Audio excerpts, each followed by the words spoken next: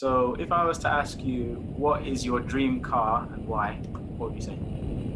I'd probably go for a Porsche 911. Good choice. Kind of because I had to, my friend's dad had one when we were kids, and I thought it was pretty cool. We always had to squeeze into the tiny seats in the back. I don't know if you've ever been in the back of a I have 911, not. I can't say that I have but now. even for a kid, it's quite a squeeze. And so yeah, it's kind of happy memories.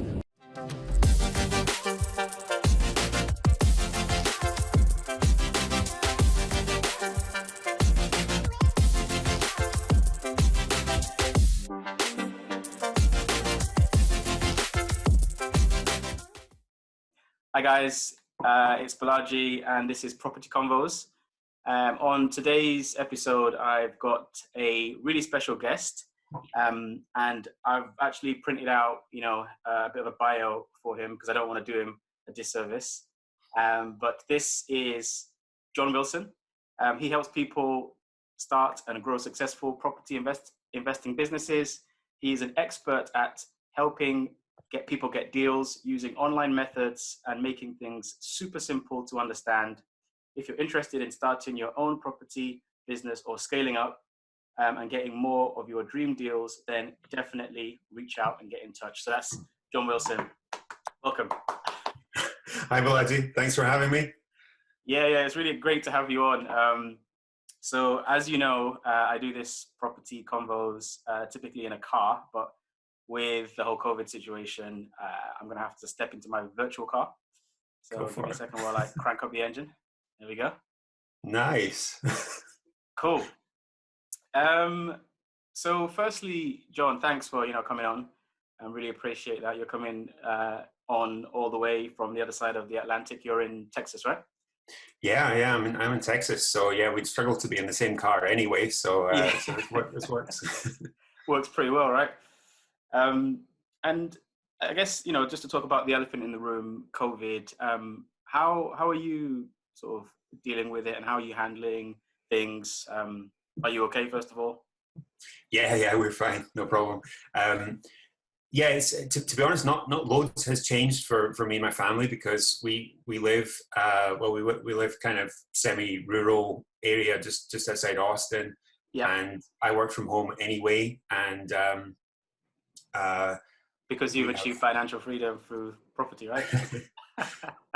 Yeah, that elusive financial freedom. Yeah, it's yeah, you gotta never take it for granted. It's Yeah, pretty cool, but um, yeah. So and we've got two kids under two, yeah, so we have to deal with that situation day to day anyway. So yeah, and because I've been working remotely from the States for really over 3 years now.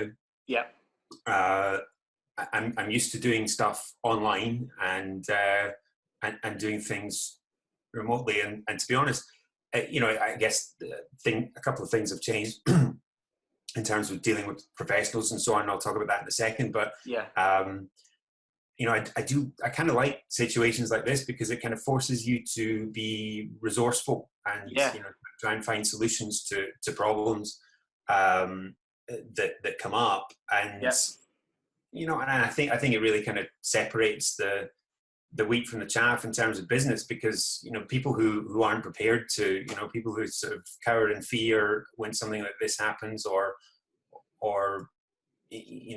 fail to be resourceful will get left behind. And yeah, so uh, in terms of,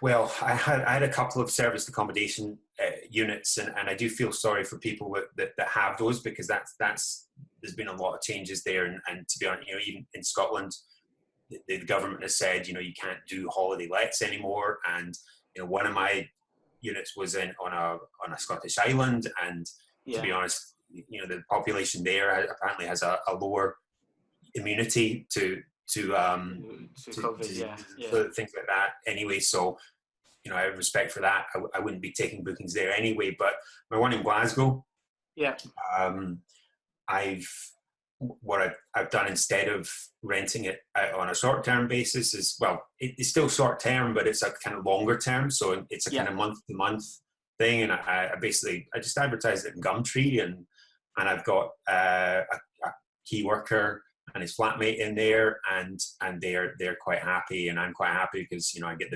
the bills covered and a little bit more. So that changed on that front. But I've tied down pretty much 3 lease options since the start of this. In the COVID sort of period, you've managed to do. Okay, Yeah. that's really cool. And to be honest, like, you know, I guess I cheated slightly in that all 3 properties are my own properties anyway, so I didn't have to go find them. So some would call that cheating, but could we try something? Because we're getting into the real meat of the conversation, and I wanted to make sure that people got a bit of an intro about you. Like, would you mind just telling us a little bit about your background? You know, what do you do aside from my sort of glowing intro? What do you want people to know about yourself? And you know, just quickly, and then we can really go into the detail of what you're talking about. 'Cause it sounds really interesting. I do want to get into it. Cool. Just to give you a quick potted history. I got into. I was in IT. I studied IT. I worked in IT in London for several years at the beginning of my career. But you too. Awesome. I'm in IT too. Yeah. Virtual high five. Yeah, exactly. But, go Nerds. So I mean, I soon discovered that I didn't really like having someone tell me, you know, when I could have a holiday or when I could take my lunch break, or that I shouldn't be late for work, because I like sleeping in, and sometimes that kind of interfered with that. And it's, ironically, I don't really do that anymore, because I really enjoy what I do. But anyway, so yeah, I decided I needed out to do something, and I went to a property seminar, and it was one of those ones where they try and sell you something very high priced at the end, which I didn't end up buying. But sold you the dream, did they? Oh. Yes, but you know, I went back to Glasgow, and it was kind of time for me to go back anyway. But my dad had just left my mom, and I wanted to kind of take care of her. But I kind of started buying a few buy-to-lets with savings, and I thought, yeah, I'm a property magnate now. But then I ran out of money, and I was like, crap, what do I do now? But I was still really into property, and I got a part-time job with a letting agency, and I kept on kind of trying to learn and so on. And it was a few years actually before I figured out really how to do, you know, no money down deals and stuff like that. And once I got hang of that, I really kind of took off, and I sort of you know, built my portfolio to several dozens of properties in the space of a couple of years. My portfolio's kind of shrunk a bit since then, just with kind of natural, you know, just somebody wants to buy something, the council wants to buy one or whatever, and I've sold a few. So how long have you been, so to speak, in the property game in earnest? Like, so that was 2003 when I left my job in London, and so yeah, I mean, I guess, I don't know, goodness me, scary, it's coming up on 20 years, but 17, yeah, that's a long time. Yeah. And you know, in that time, I built and sold a letting agency in Glasgow as well, so I had a lot of experience in that side of things too. But to be honest, I felt that was a bit like having a job again as well. Another job, yeah. You know, I've heard that about lettings, yeah. Mm-hmm. Yeah. I was babysitting staff that wanted to, you know, steal from me, and both time and money, and all the rest of it. So I was glad to see the back of that, and I sold that at the end of 2011, and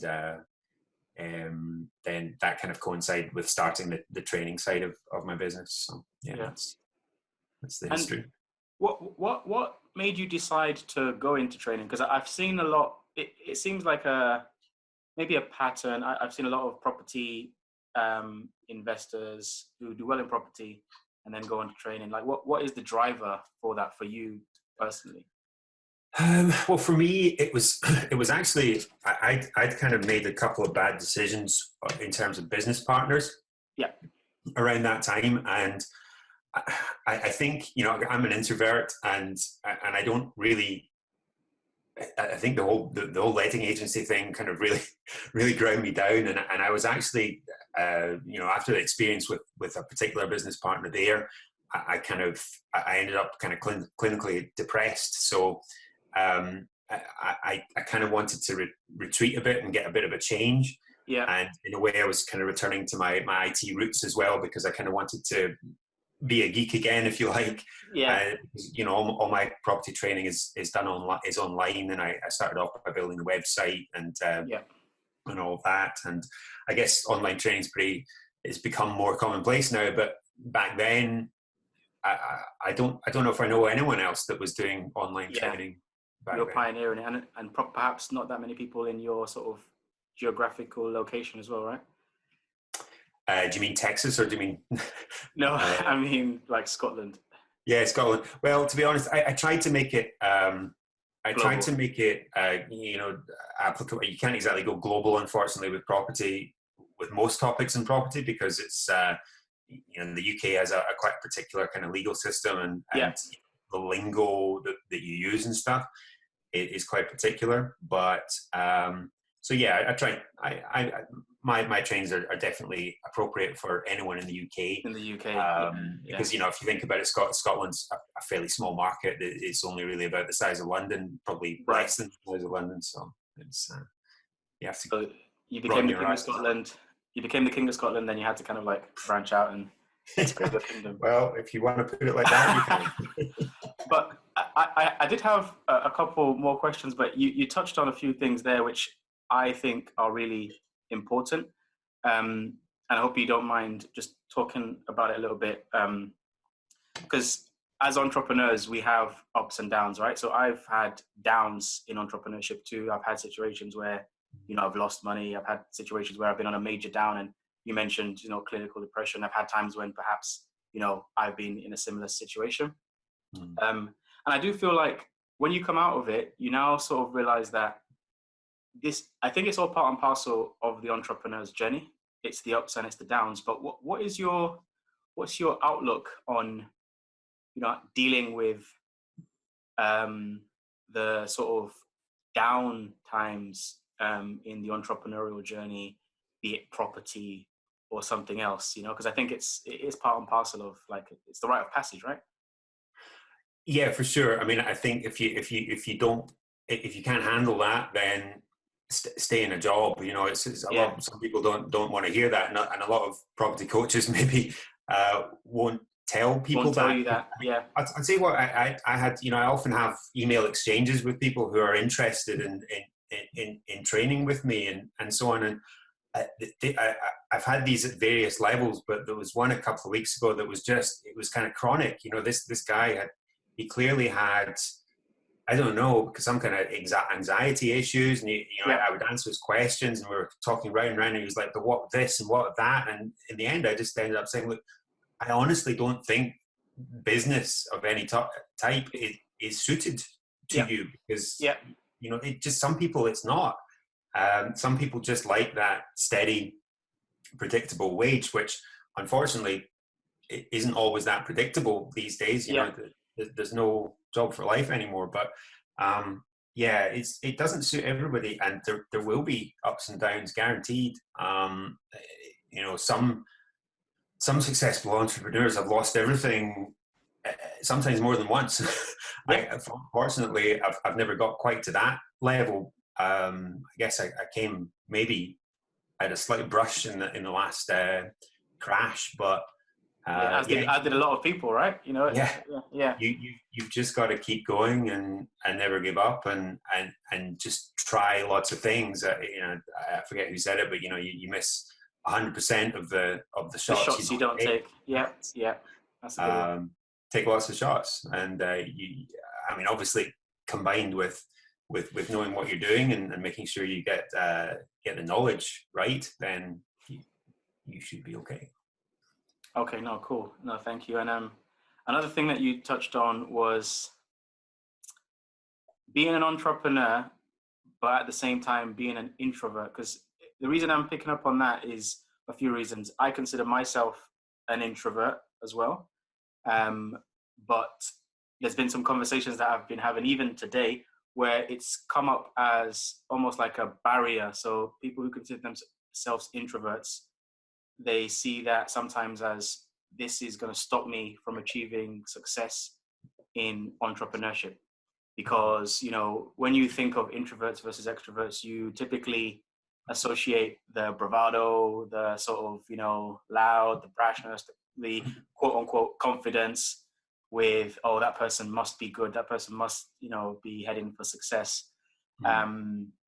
Whereas I know that the definition of introverts and extroverts is actually slightly different. Introverts, as far as I'm aware, is where it depletes you dealing with people, whereas extroverts is it fuels you, like it gives you energy, whereas introverts, your energy is sapped.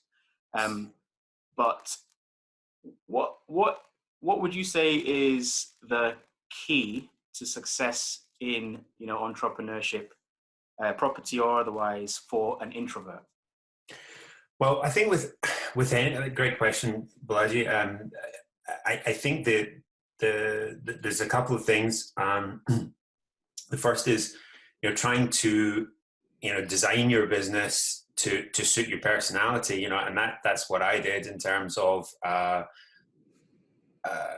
you know, when I was generating leads for, you know, motivated seller leads, I tried to make that as automated as possible, you know, having websites that would spit out leads, and then, you know, try and qualify those leads as much as possible before actually speaking to people. And yeah, you know, in some ways that kind of it saves time as well, because I'm trying to kind of sort of, you know, play to my strengths and make life easier for myself, but at the same time it kind of helps the business as well, because you waste less time in terms of speaking to people. But on the other side of things, the success as an entrepreneur, I think in many ways tends to have, you can have a certain amount of designing your business to suit that, but also success tends to happen outside of your comfort zone. So 100%, yeah. You know, you do need to push yourself in some respects to make that success happen. So whether that means, you know, forcing yourself into a room and saying you're not getting out until you've phoned these 10 motivated seller leads, yep, then maybe that's what needs to happen. But there's certainly ways of making sure that you you know, and actually, to be honest, in property, you know, especially speaking to motivated sellers, being an introvert can be an advantage, because yep, you know, as you probably know, in these types of calls, if you're the only one talking, then you ain't going to get the deal. You know, you have to be a very good listener to yep, exactly, yeah, to make these deals work. So it can definitely be an advantage in some ways too. I've heard, and I try to, you know, do this as much as I can. You know, do something which challenges you, or like do something which frightens you every day, because it really trains yourself out of that comfort zone. And I was on a call earlier on today where the person sort of, I guess, mentoring was saying, step out of your comfort zone, but stay there, because people can kind of step out of the comfort zone for a little bit, but then it's almost like your comfort draws you back in, and it manifests itself in either procrastination or talking yourself out of something or overthinking it. But the more you like literally stay outside of your comfort zone, you know, you're stretching your comfort, the boundaries of your comfort zone. Right? It's like, you know, I come from a corporate background, and when you're dealing with performance reviews or development plans for your employees or staff, you give stretch objectives, right? So for someone to reach the next level of whether it's promotion or whatever in the business, typically they have to be operating at that level before they're promoted into that level. So it's a little bit like push yourself out, you know, and then not fake it till you make it, but kind of, you know, that kind of sentiment applies. You know, do the things that scare you, but are related to the level that you need to be, and then before you know it, you know. And the other thing that I realized, just linking it back to corporate world, everybody knows less than what they think, or everybody knows less than what they sort of portray. So when I'm in a room with, you know, managers and executives, it's more about the appearance of, you know, confidence than actually anything else. But that's just in that world. I just thought I'd mention that. Okay, cool. So I had a question, and that was, I think you've answered it a little bit, but really it's like, what changes have you made as a result of, you know, being in COVID? So what was your business like before COVID, and what is it like now? Were you doing it before? Yeah. As I say, not that much change, but I guess there were a couple of things in terms of, like, one of my letting agents, I basically, the property became empty, and, you know, this is part of my strategy at the moment. I'm trying to transition some of my buy-to-lets to rent-to-buys, purely because, I mean, you know what's happening with, you know, Section 24 or Section 25, I always get it wrong, but you know, the tax changes, and you know, various other bits of red tape that the government is eternally throwing up to kill entrepreneurship and make things hard, really. So yeah, I'm trying to transition to some rent to buys, and so yeah, the property came empty, and that agent, I was like, well, are you still doing viewings? The property's empty, so I mean, I imagine pretty low risk involved there, but no, they're not doing viewings. So in that case, I had to get my handyman to go and arrange to pick up the keys from her, get the keys, buy a lockbox, you know, one of those little key safe things, put that on the property, put the key in it, and then, I mean, the whole thing took about a week by the time I got it, but the day I got the key in there, I spoke to the first best prospect that I got off of my Gumtree ad, got them in there. Turned out I'd chosen well with this prospect, and he was like, yeah, I love it. I'll, you know, where do I sign? How can I give you the money, kind of thing. So you found a prospect to buy the deal? Or? Yeah, as a tenant buyer. Somebody who wants to, you know, rent now, buy later, kind of thing. And I was just on Gumtree, and you know, when I used to do this when I was in Scotland, I more kind of relied on, like, a kind of a bandit sign or a sign at the property kind of thing, and to get leads. But obviously, being far away, I'm using Gumtree, and I find that really effective. It's definitely a good tip for people looking to get tenant buyers, because I don't know if I think there's probably a lot more. The public is probably better educated on that. You know, since I started doing that probably 10 years ago, there's a lot less kind of suspicion as to what the heck you're playing at. There's a lot more property education now, isn't there?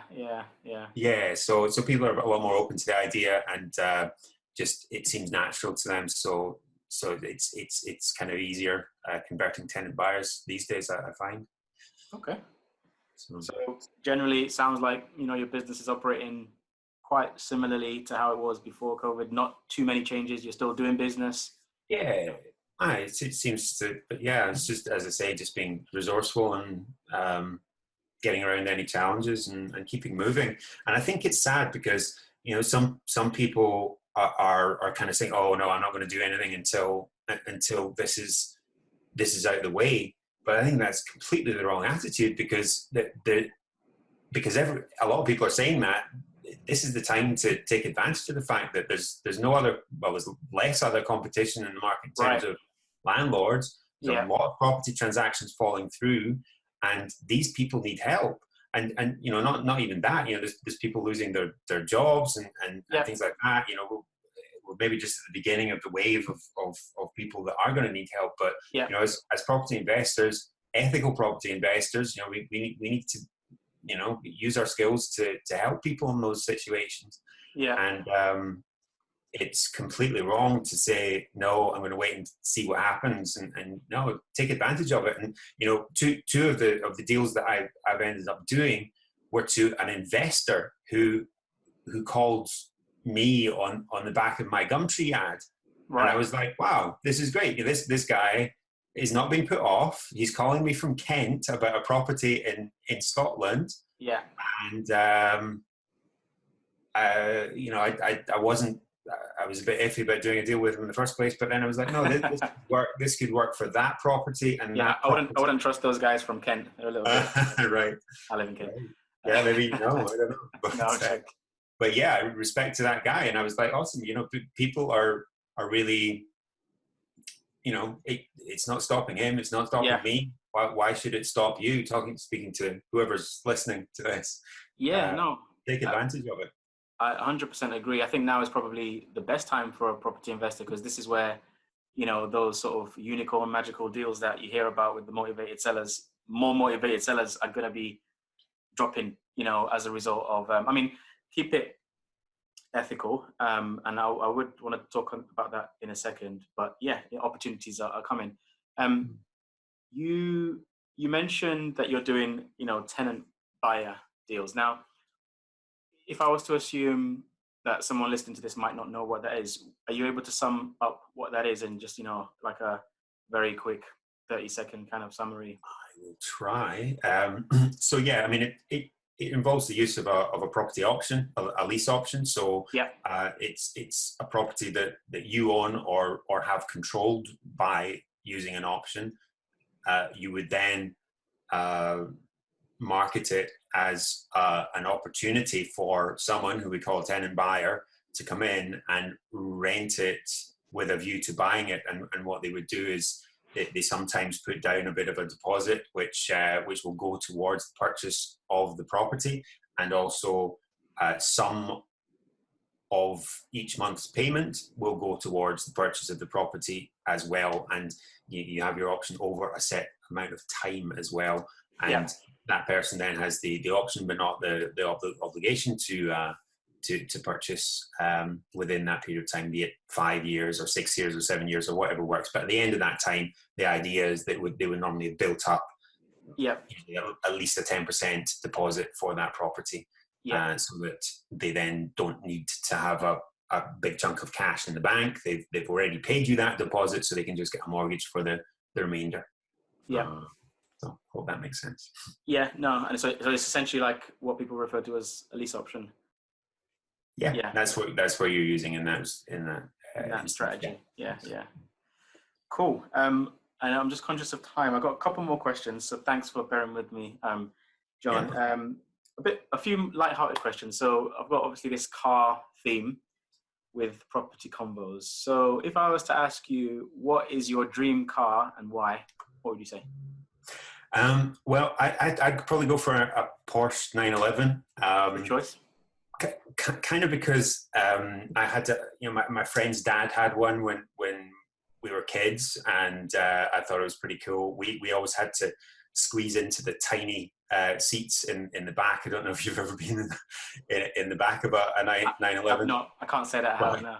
even for a kid, it's quite a squeeze. So yeah, it's kind of happy memories. My uncle had one as well, although I think that was he made excuses for having a private number plate on it, because he said, his previous car, it got stolen, and the police asked him what his registration number was, and he couldn't remember. So he solved that problem by getting a private registration number. But I suspect the whole deal was something to do with a midlife crisis or something. the Porsche and all. But yeah, I had happy memories of both of them, and also I guess a 911's. It's kind of a supercar, but something you can probably drive every day if you wanted as well. Right. Okay. So it's like an achievable supercar, maybe. Yeah. Especially if you're doing property investment. Okay. So My other question, so in, I guess in business, people refer to, your X factor, like what's the thing that um, differentiates you, and people have referred to that as a superpower. So everybody is different and everybody has something which, separates them. What is yours? What would you say is your superpower? What's the thing that, John Wilson does that no one else can do? The thing that you're the quality about yourself that you're most proud of? What is your superpower? I don't know. I mean, maybe a couple of things. I mean, I definitely, I always strive for integrity. I think that's really important in doing any kind of business deals, and whether that's on the back of my my training business or my doing just deals with end users. But yeah, I mean, I just maybe my geekiness or techiness as well. That's always had a big kind of impact in what I do, whether it's training or investing as well. I like to kind of try and implement systems and ways of working that use technology to make things better and easier, and so on. So yeah, so I don't know if you're like a comic book fan or anything like that, but I am. I'm a huge Marvel fan and DC. Right. So it sounds like you would be Iron Man. Oh, really? Yeah, Tony Stark. Iron Man, he is he's a billionaire philanthropist, but he's also an amazing scientist and like a tech wizard. So he likes to tinker, he likes to build things, and he's always looking for a better way to do something. So I'll take that. I'll take Iron Man. Right. So I guess you may have talked about this a little bit earlier on, but what are you working on right now? So yeah, just the kind of project of transferring some of my properties to rent to buys. That's a kind of ongoing thing, just whenever they become empty. I'm also promoting my digital course formula program at the moment, and that's something that's kind of it's not strictly property related, although it does have some definite advantages for people. It's kind of angled at the property community in a way, or some of the features that it has. But I think it's definitely very relevant right now because people are stuck at home and also and looking to learn. But on the other side, some people have businesses that they're not able to run at the moment, and I think that bringing them online is the way to do that. Some people will probably have found ways of doing that, but a digital course is a way of not only bringing your business online, but of scaling it as well. Because if you think, if you're a consultant, you can perhaps do some face-to-face stuff online, but you can only do one kind of session at a time. But with a digital course, you can create it and then sell it many times over, and the kind of the needs on your time are a lot less. So I think that's quite relevant right now. So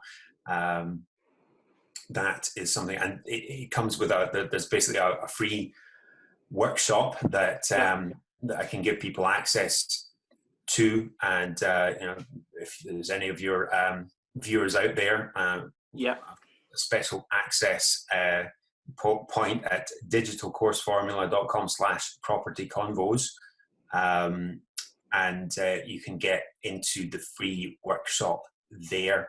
It's like a 4-day workshop, and you've got everything there in the free workshop to bring your business online. So it's digitalcourseformula.com/propertyconvos, and there's also, if you do decide to get on the course, I've sorted out an additional discount of £100, so an extra £100 off if you use the discount code propertyconvos, all one word. So appreciate that. That's really good. And I'll have the links on here, so just look down. Okay.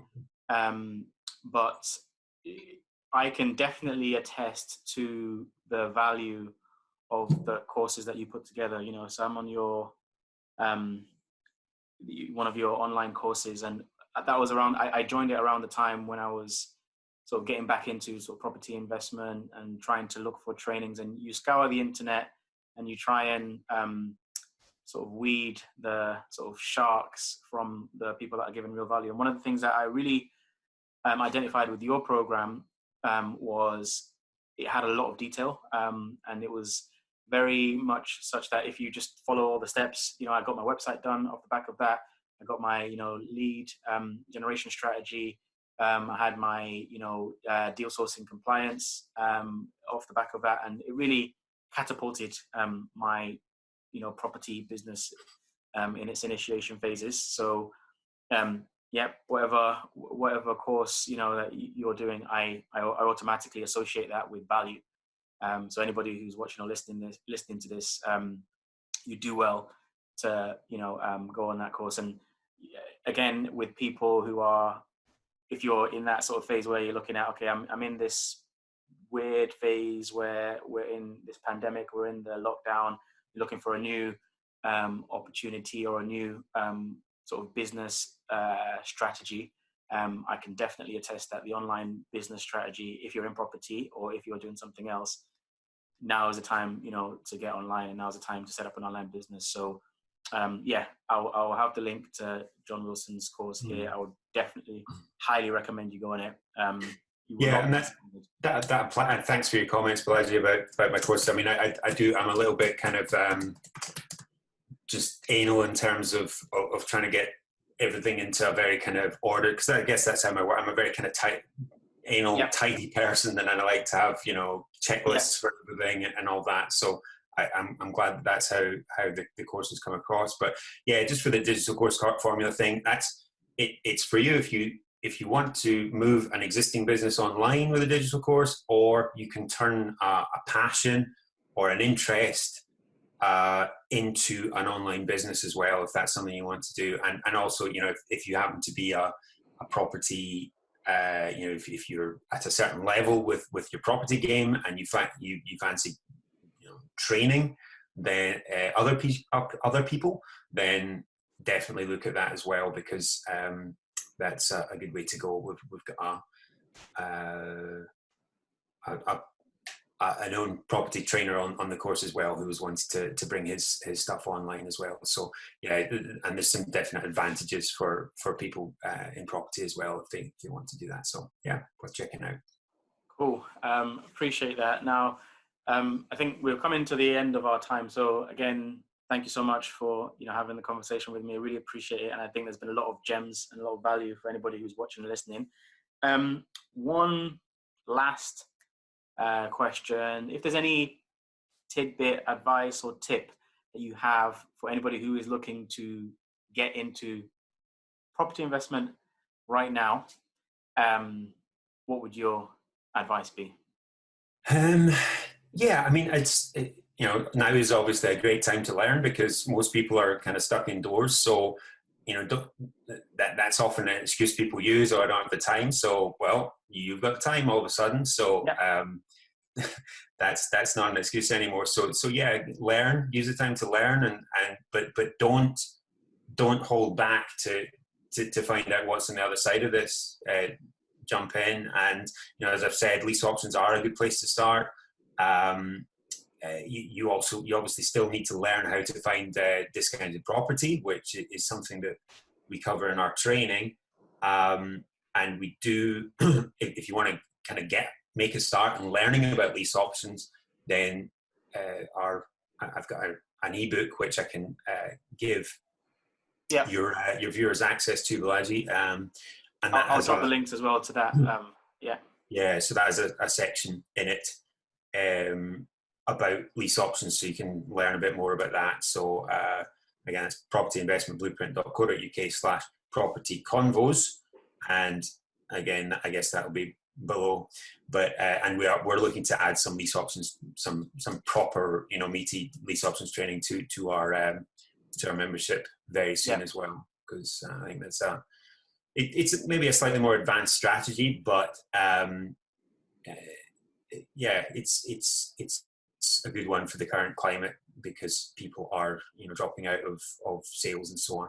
And but if you want a good kind of foundation for all of that, then you'll certainly get that in our ebooks and our training.